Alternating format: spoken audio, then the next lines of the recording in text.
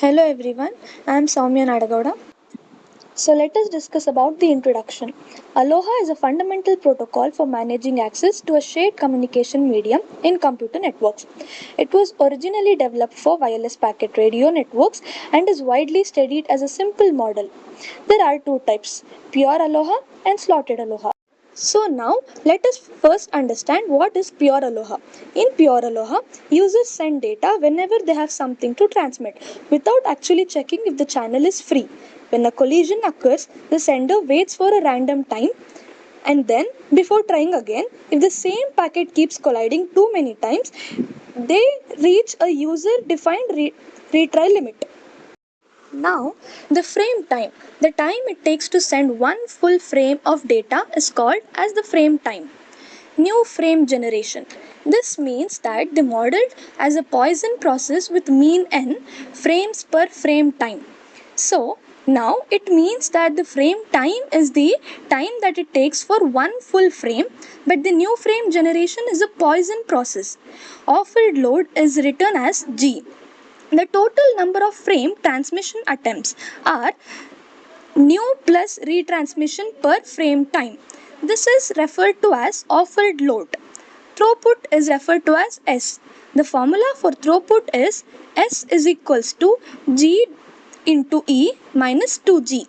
This is the amount of successful transmission per frame time. Maximum throughput occurs when G is equals to 0.5. This is only possible when the maximum throughput is 0.5. Throughput then is S is equals to 1 by 2E. When calculated, we get 0.184. So, the maximum channel utilization is only 18% in this case. Now, let us briefly understand what is slotted Aloha. Slotted Aloha is an improvement over pure Aloha, designed to reduce the chances of collisions and improve the efficiency of data transmission. In slotted Aloha, time is divided into equal sized slots, each corresponding to the time it takes to send one frame. Slotted Aloha can achieve a maximum channel utilization of approximately 36.8%, which is double the efficiency of pure Aloha. In this case, to calculate the offered load G in pure or slotted Aloha using NetSim, we consider the number of transmission attempts, including retransmission, over the total simulation time. NetSim records the number of packets transmitted at the physical layer. So, the NetSim actually records the number of transmissions here, which includes both new and retired transmissions. The offered load is then given by the formula G is equals to S by S. In this case, S is simulation time, while the small s is the number of packets transmitted into packet time. This formula works because it divides the total number of transmission attempts from all nodes by the number of available packet time slots during the simulation. The packet time is the duration it takes to transmit one packet and is calculated by dividing the packet size. It is only possible in bits by the physical layer data rate in bits per second. The throughput, which is given as S, represents the rate of successful transmissions per packet time. It can be calculated using a similar formula which we already discussed in the previous formula, which is S is equals to simulation time by number of packets successfully received into packet time. Here is the throughput versus offered load for pure Aloha. This is the graph as shown below. Below is the throughput versus offered load for slotted Aloha.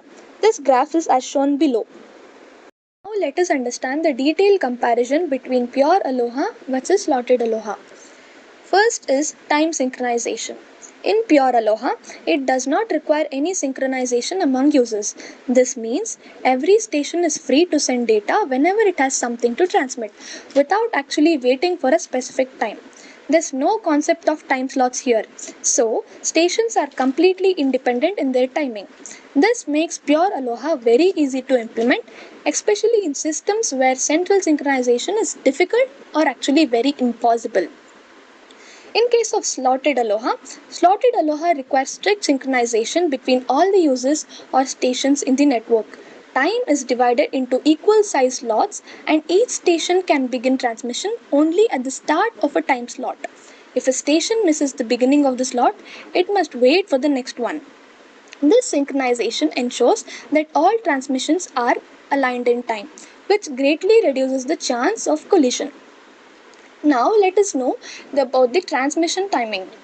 In Pure Aloha, the users can transmit data at any random point without actually waiting or checking the time. The freedom to send packets at any moment gives this protocol flexibility but also leads to more frequent collisions. Since two or more users might accidentally transmit at any nearly time, their data overlaps and gets corrupted.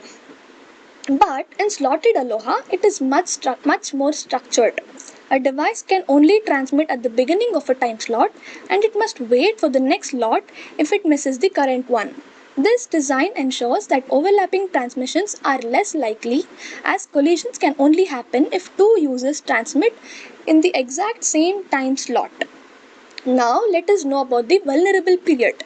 In this case, in Pure Aloha, the vulnerable period in Pure Aloha is 2 into 10, where, where T is the time to send one packet. That means if any other station start transmission within one packet time, before or after a packet is sent, there will be a collision. 2 into T is the formula. This large vulnerable period makes Pure Aloha highly prone to collisions, especially when the number of users is extremely high. But in case of slotted Aloha, the vulnerable period is just T. But in case of Pure Aloha, it was 2 into T, but in slotted Aloha, it is just T because transmissions can only start at the beginning of a time slot. This means the risk of collision is cut in half compared to Pure Aloha. This improvement plays a major role in increasing the protocol's efficiency. Now let us know about the maximum efficiency, that is throughput, of both the Pure Aloha and slotted Aloha. In Pure Aloha, the theoretical maximum throughput of Pure Aloha is approximately around 18.4%, which means that under ideal conditions, only about 18 out of every 100 times it is successfully for data transmission. The rest of the time is lost due to collisions and retransmissions. This is mainly because of the large vulnerable time. But in slotted Aloha, it improves on this and can achieve a maximum throughput of about 36.8% under optimal conditions. This is exactly the double efficiency of Pure Aloha. Although this is still far from 100% utilization, it's a big improvement over Pure Aloha and makes slotted Aloha a more practical option in many real-world systems. Thank you for listening. Have a nice day.